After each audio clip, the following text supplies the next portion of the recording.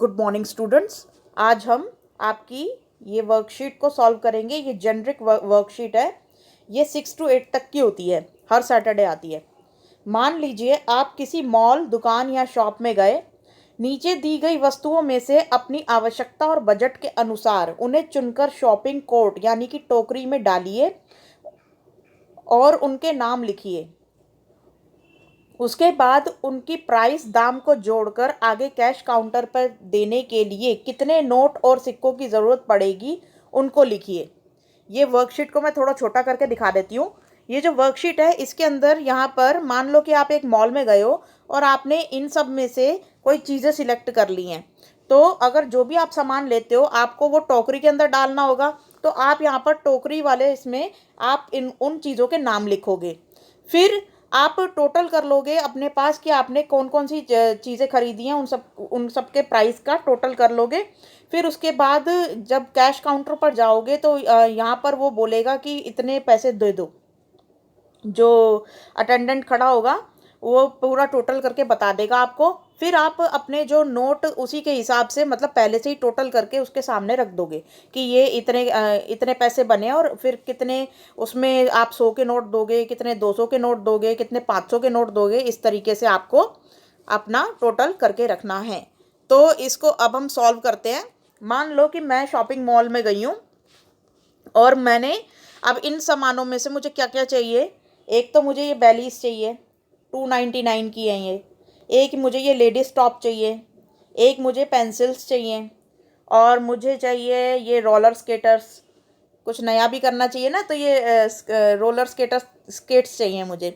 और पढ़ने के लिए मुझे स्टडी टेबल भी चाहिए, सबसे महंगी यही है यहाँ पे। और कुछ किताबें चाहिए। अब पेपर आने वाले हैं तो किताबें भी पढ़नी पड़ेंगी ना, तो किताबें ये सब।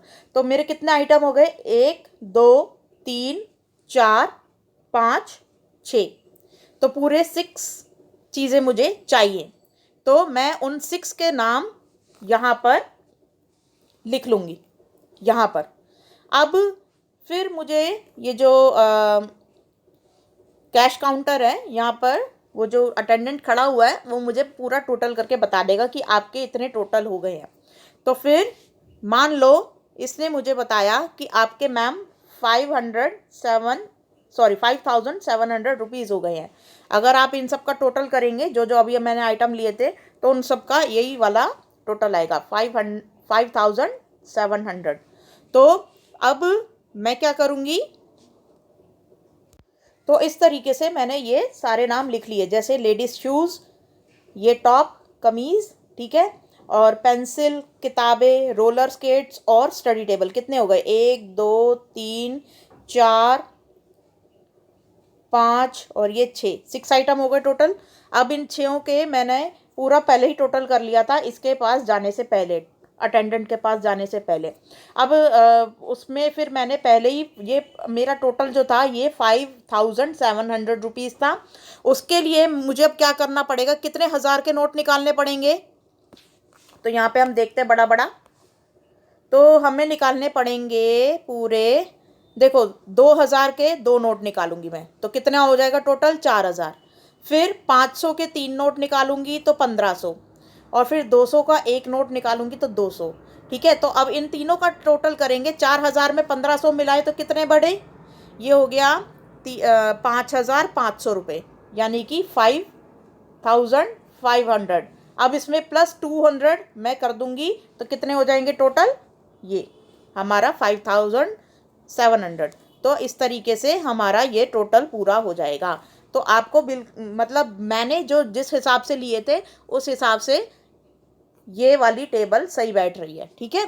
तो मैंने 2,000 के 2 नोट निकाले, 500 के 3 नोट निकाले और 200 का 1 नोट निकाला। तो इस तरीके से मेरे 5,700 रुपीज़ पूरे बन गए।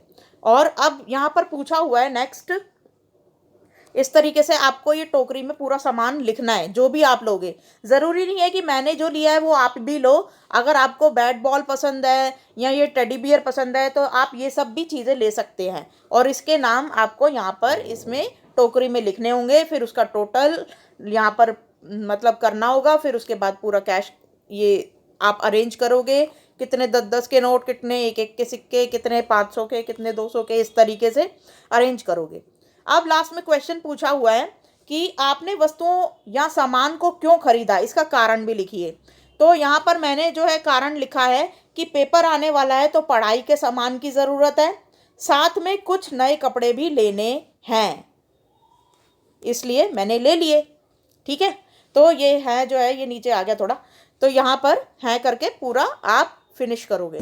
तो ये आपकी जो सैटरडे की वर्कशीट है, आपको आई होप समझ में आई होगी। बेसिकली ये आपको टोटल करना सिखा रहे हैं और मैथ्स का हिसाब कैसे करना है चीज़ों का लेने के बाद किसी दुकान पे जाके, तो आपको ये आना चाहिए। इस तरीके से आपको ये वर्कशीट कंप्लीट करनी है। Thank you.